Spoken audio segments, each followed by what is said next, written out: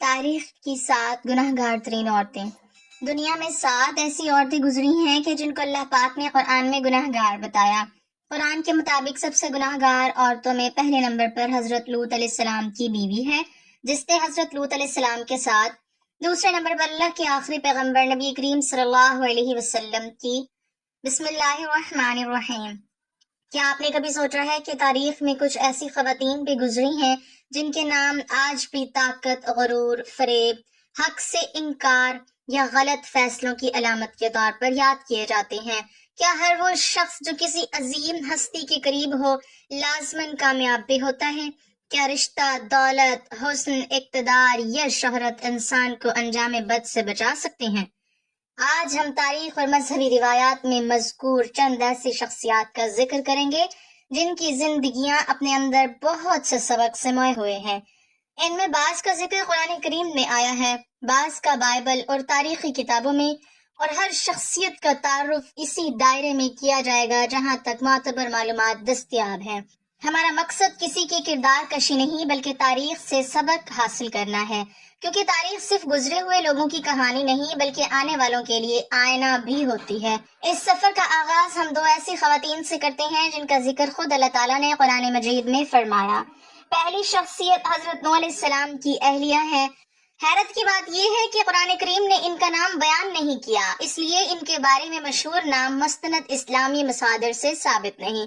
وہ ایک عظیم نبی کی زوجہ تھیں، ایک ایسے نبی جنہوں نے تقریباً 950 برس اپنی قوم کو اللہ کی طرف بلایا، دن کو بھی، رات کو بھی، کھلے عام بھی اور تنہائی میں بھی، مگر ان کی اہلیہ نے ایمان قبول نہیں کیا۔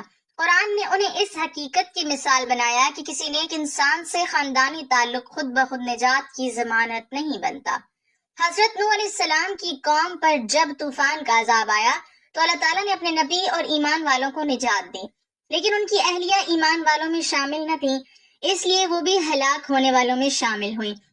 اس واقعے میں سب سے بڑا سبق یہی ہے کہ اللہ کے نزدیک اصل معیار نسب، خاندان یا رشتہ نہیں بلکہ ایمان اور عمل ہے۔ اسی لیے قرآن نے انہیں عبرت کی مثال بنا کر بیان کیا تاکہ ہر انسان سمجھ لے کہ حق کو جاننے کے باوجود اس سے منہ موڑنا انسان کو کتنے بڑے نقصان تک پہنچا سکتا ہے۔ اس کے بعد دوسری شخصیت حضرت لوط علیہ السلام کی اہلیہ ہے۔ ان کا نام بھی قرآن کریم میں مذکور نہیں، اس لیے ان کے بارے میں مشہور نام یقینی طور پر ثابت نہیں۔ حضرت لوط علیہ السلام اپنی قوم کو برائیوں سے روکتے رہے، انہیں پاکیزگی اور اللہ کی اطاعت کی دعوت دیتے رہے، مگر ان کی اہلیہ نے اپنے شوہر کے مشن کا ساتھ نہیں دیا۔ قرآن سے معلوم ہوتا ہے کہ وہ ایمان والوں کے ساتھ شامل نہ ہوئی اور اپنے قوم کے رویے کی تائید کرتی رہیں۔ جب اللہ تعالیٰ کا عذاب آیا تو حضرت لوط علیہ السلام کو حکم دیا گیا کہ وہ اپنے اہل ایمان کے ساتھ وہاں سے نکل جائیں اور پیچھے مڑ کر نہ دیکھیں، لیکن ان کی اہلیہ عذاب سے نہ بچ سکیں اور پیچھے رہ جانے والوں میں شامل ہو گئیں۔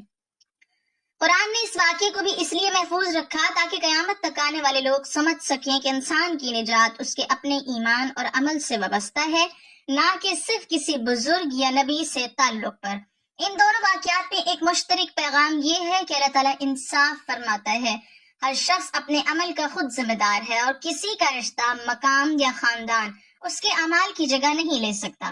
یہی وہ حقیقت ہے جسے سمجھنا ہر دور کے انسان کے لیے ضروری ہے۔ لیکن کیا تاریخ میں صرف یہی 2 مثالیں ہیں؟ ہرگز نہیں۔ مذہبی روایات اور تاریخی کتابوں میں ایسی کئی خواتین کا ذکر ملتا ہے جنہوں نے اقتدار، خواہش، انتقام یا غلط فیصلوں کی وجہ سے اپنی زندگی کو ایک الگ رخ دیا۔ اگلے حصے میں ہم مصر کی مشہور ملکہ کلیوپیٹرا اور بائبل میں مذکور ملکہ جیزبیل کی زندگی کا جائزہ لیں گے اور دیکھیں گے کہ اقتدار اور اختیار جب اخلاق سے جدا ہو جائیں تو تاریخ انہیں کس انداز میں یاد رکھتی ہے۔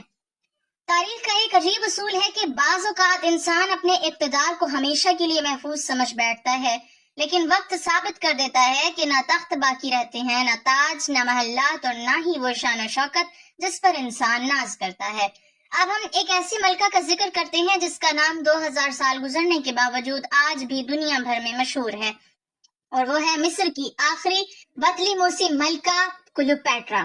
کلیوپیٹرا اپنی غیر معمولی ذہانت، سیاست، بصیرت، کئی زبانوں پر عبور اور سفارتی مہارت کے لیے جانی جاتی تھی۔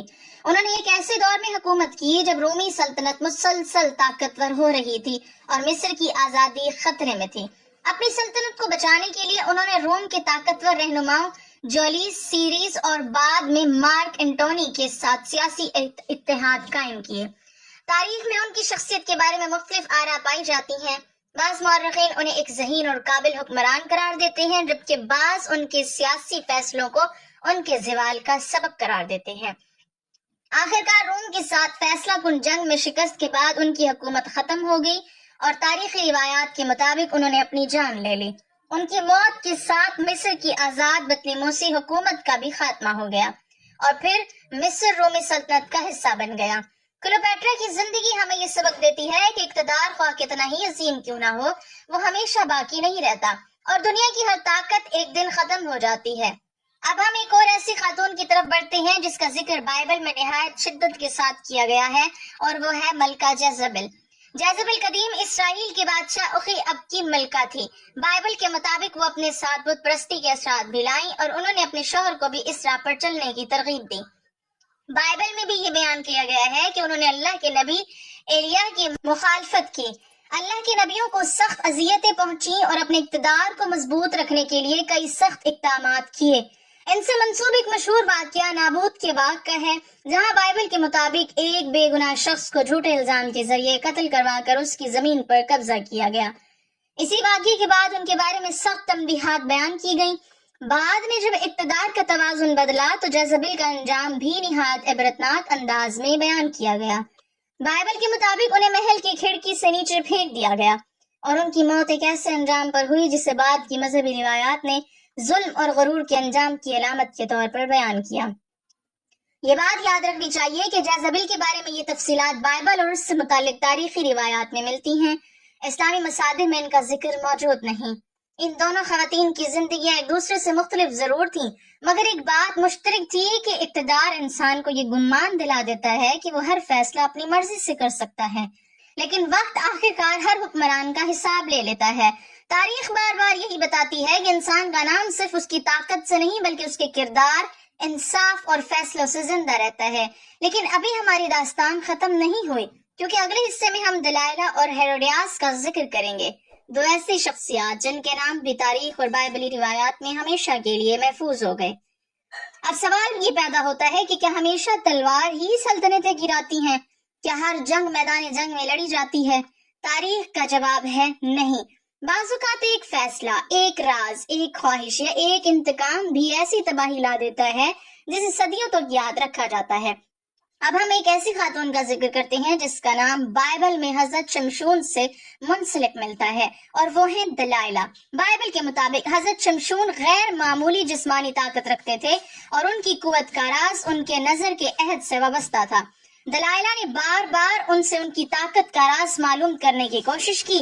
ابتدا میں شمشون نے مختلف جوابات دیے، لیکن آخرکار انہوں نے اپنا اصل راز بتا دیا۔ بائبل کے مطابق دلائلہ نے یہ راز ان کے دشمنوں تک پہنچا دیا، جس کے بعد شمشون گرفتار کر لیے گئے، ان کی آنکھیں نکال دی گئیں اور انہیں قید میں ڈال دیا گیا۔ بعد میں بائبل بیان کرتی ہے کہ شمشون نے اپنی آخری دعا کے بعد ایک عمارت کے ستون گرا دیے اور خود بھی جان سے گئے، جبکہ ان کے بہت سے دشمن بھی ہلاک ہوئے۔ دلائلہ کے بعد کی زندگی کے بارے میں بائبل خاموش ہے، اس لیے یہ کہنا درست نہیں کہ انہیں فلاں سزا ملی یا ان کا انجام فلاں صورت میں ہوا۔ معتبر معلومات کی حد یہی ہے کہ ان کا نام ایک ایسے واقعے سے جڑا ہے جس میں اعتماد، راز اور دھوکے کا ذکر آتا ہے۔ اسی لیے اس شخصیت کا تذکرہ اکثر اس تناظر میں کیا جاتا ہے کہ امانت میں خیانت کس قدر بڑے نتائج پیدا کر سکتی ہے۔ اب ہم ایک اور خاتون کی طرف بڑھتے ہیں جن کا نام ہیروڈیاس ہے۔ وہ بائبل اور رومی تاریخ میں مذکور ایک اہم شخصیت ہیں۔ وہ حکمران ہیروڈ انٹیپاس کی زوجہ تھیں۔ بائبل کے مطابق حضرت یحییٰ علیہ السلام نے ان کی شادی کے متعلق اعلانیہ اعتراض کیا اور اسے شریعت کے خلاف قرار دیا۔ یہ بات ہیروڈیاس کو سخت ناگوار گزری اور ان کے دل میں حضرت یحییٰ علیہ السلام کے خلاف شدید ناراضی پیدا ہو گئی۔ کچھ عرصے بعد ایک شاہی تقریب منعقد ہوئی۔ اس تقریب میں ہیروڈیاس کی بیٹی سالومی نے رقص کیا، جس سے خوش ہو کر ہیروڈ نے قسم کھا کر وعدہ کیا کہ وہ جو مانگے گی اسے دے گا۔ بائبل کے مطابق سالومی نے اپنی والدہ ہیروڈیاس کے مشورے پر حضرت یحییٰ علیہ السلام کا سر ایک تھال میں طلب کیا۔ ہیروڈ اس مطالبے پر پریشان ضرور ہوا، لیکن اپنی قسم اور درباریوں کے سامنے اپنی بات سے پھرنا مناسب نہ سمجھا۔ چنانچہ حضرت یحییٰ علیہ السلام کو شہید کر دیا گیا۔ اس واقعے نے ہیروڈیاس اور سالومی دونوں کے نام کو تاریخ میں ہمیشہ کے لیے اس سانحے سے جوڑ دیا۔ البتہ یہ بات بھی ذہن میں رہنی چاہیے کہ سالومی کے بعد کی زندگی اور ان کے انجام کے بارے میں مختلف روایات موجود ہیں، مگر ان میں سے کوئی بھی ایسی نہیں جسے یقینی تاریخی حقیقت کہا جا سکے۔ اسی لیے کسی غیر ثابت واقعے کو حقیقت کے طور پر بیان کرنا درست نہیں، اور ان دونوں شخصیات کے واقعات سے یہ سبق ضرور ملتا ہے کہ ذاتی خواہش، غصہ اور انتقام اگر انصاف پر غالب آ جائیں تو ان کے نتائج نہ صرف ایک فرد بلکہ پوری تاریخ پر اثر چھوڑ سکتے ہیں۔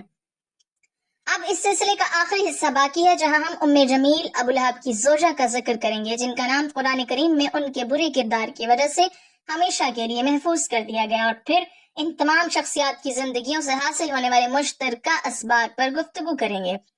تاریخ کے اس سفر کے آخری حصے میں ہم ایک ایسی خاتون کا ذکر کرتے ہیں جن کا نام قرآن کریم میں ہمیشہ کے لیے محفوظ کر دیا گیا، اور وہ ہے ام جمیل، جن کا اصل نام عروہ بنت حرب بتایا جاتا ہے۔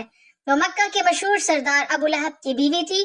جب رسول اللہ صلی اللہ علیہ وسلم نے لوگوں کو ایک اللہ کی طرف عبادت کی دعوت دی اور شرک و ظلم کے خلاف آواز بلند کی تو قریش کے بہت سے سرداروں نے مخالفت کی۔ انہی مخالفین میں ابو لہب بھی شامل تھا۔ قرآن کریم کی سورۃ المسد میں ابو لہب اور اس کی بیوی کا ذکر آیا ہے۔ اللہ تعالیٰ فرماتا ہے کہ ابو لہب کے دونوں ہاتھ ہلاک ہوں اور وہ خود بھی ہلاک ہو گیا، اور اس کی بیوی کے بارے میں فرمایا گیا کہ وہ ایندھن اٹھانے والی ہے، اس کی گردن میں کھجور کی رسی ہوگی۔ مفسرین نے بیان کیا کہ ام جمیل رسول اللہ صلی اللہ علیہ وسلم کی مخالفت کرتی تھی اور آپ صلی اللہ علیہ وسلم کو تکلیف پہنچانے والوں میں شامل تھی۔ بعض تفاسیر میں آتا ہے کہ وہ راستے میں تکلیف دہ چیزیں ڈالتی تھی، لیکن ان تفصیلات کی روایات کے درجات مختلف ہیں۔ اس لیے بنیادی بات یہی ہے کہ قرآن نے ان کے کردار کو حق کی مخالفت اور دشمنی کے حوالے سے بیان کیا۔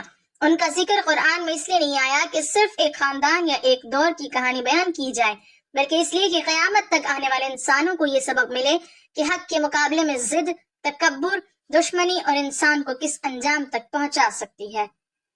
اب اگر ہم ان تمام شخصیات کی زندگیوں پر نظر ڈالیں تو ایک بات واضح ہوتی ہے کہ دنیا میں کسی انسان کو ہمیشہ کی کامیابی صرف دولت، حسن، اقتدار یا خاندان سے نہیں ملتی۔ حضرت نوح علیہ السلام کی اہلیہ اور حضرت لوط علیہ السلام کی اہلیہ کے واقعات ہمیں بتاتے ہیں کہ نجات کا تعلق ایمان اور عمل سے ہے۔